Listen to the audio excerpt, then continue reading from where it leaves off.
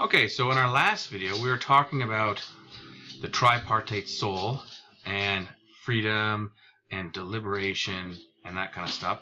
And we said that the soul was divided into three parts of reason, emotion, and appetite.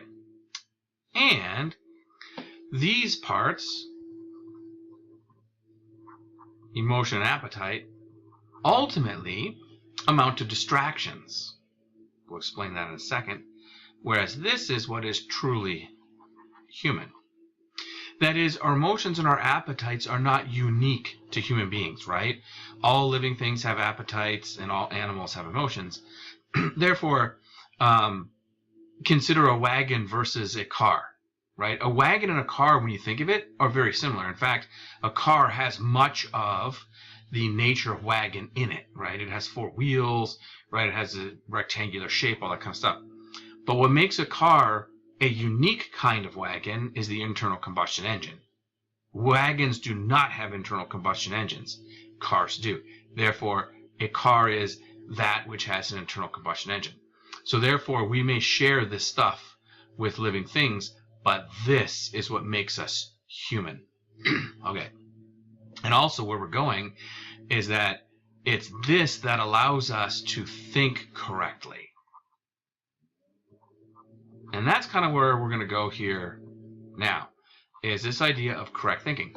Granted, this might sound a little bit politically incorrect, right? It might be, today people believe that all opinions are valid and that sort of thing. And so it's kind of a challenge to say, well, that idea or that opinion is just wrong. But 2 and 2 is not 5. And it really doesn't matter, how good you are, what a good person, what a good heart, what demographic you represent. 2 and 2 is not 5. And we can't live in a world where 2 and 2 is 5. So let's talk a little bit about that today.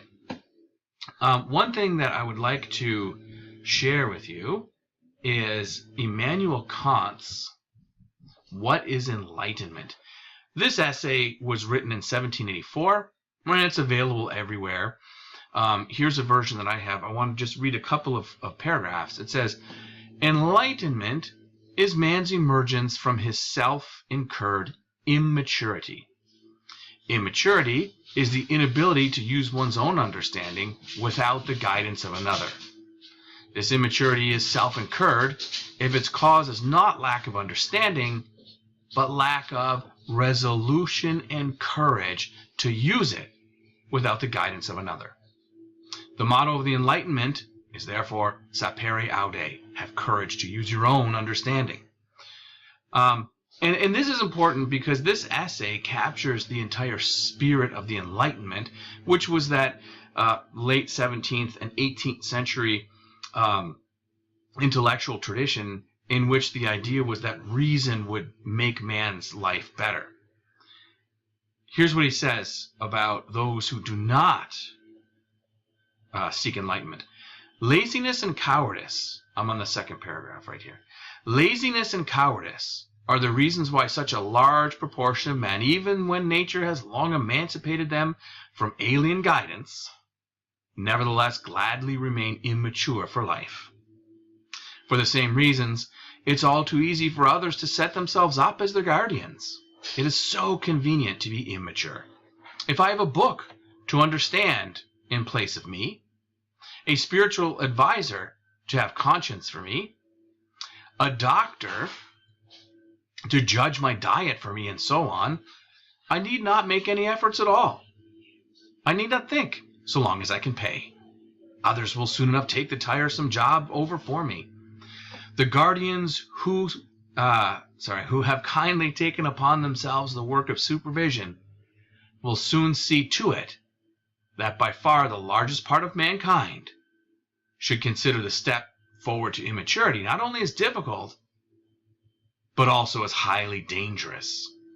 Having first infatuated their domesticated animals and carefully prevented the docile creatures from daring to take a single step without the leading strings to which they are tied, they next show them the danger to which threatens them if they try to walk unaided," etc. So notice what he's saying here, right? Is that eventually, if we are trained not to think for ourselves, right? But if things are simplified for us, if we contract out, it's interesting how many people now see therapists when I guess it used to be that one would talk to their friends or family, right? How many people, anyway, you get the idea that he's talking about, right? Parenting guides are another great example, right? Nobody talks to their parents about how to raise kids. You have to buy book after book after book by the next PhD, right? Look, if you will, at this paragraph here. For enlightenment of this kind, all that is needed is freedom. And the freedom in question is the most innocuous form of all, freedom to make public use of one's reason in all manners. And that's kind of what I wanted to talk about now. Because notice, it's reason, according to Kant and the Enlightenment, that allows us freedom, right? And he means the same thing, because reason is when we think without our emotions and appetites. And that is how we are going to then obviously be free. But notice the connection between reason and freedom. I mean, they go hand in hand. We literally have to get ourselves away from the distractions of emotions and appetites. And these distractions are where all amusements and all that sort of stuff comes from. So I have another thing that I would like to share with us. Look, if you will, at this. What I have here is an assemblage of quotes that I've picked up. I have the references here for this course that are specific to our needs. This comes from a quote. It comes from a dialogue from Socrates called the Gorgias. And what I would like to do is to read this. It speaks to exactly what we just saw with Kant. Socrates. The speeches I make, this is Socrates speaking, the speeches I make on each occasion, do not aim at gratification, but at what's best. Real quick, well, what do we mean by gratification? In other words, what makes us feel good inside, so an emotional appeal. And we all know that, politicians, for instance, or advertisers, or anybody else that wants to convince us of something, will do so with amusement, fear, emotion, anger, whatever gratifies our emotional level. He continues, they don't aim at what's most pleasant. And because I'm not willing to do those clever things you recommend, I won't know what to say in court. For I'll be judged the way a doctor would be judged by a jury of children if a pastry chef were to bring accusations against him. Think about what a man like that, taken captive among these people, could say in his defense if someone were to accuse him and say, children, this man has worked many great evils on you, yes, on you. He destroys the young among you by cutting and burning them. By slimming them down and choking them, he confuses them. What he's talking about is medical stuff, right? Cutting, i.e. Surgeries and operations. Burning, i.e. like burning out warts and that kind of stuff.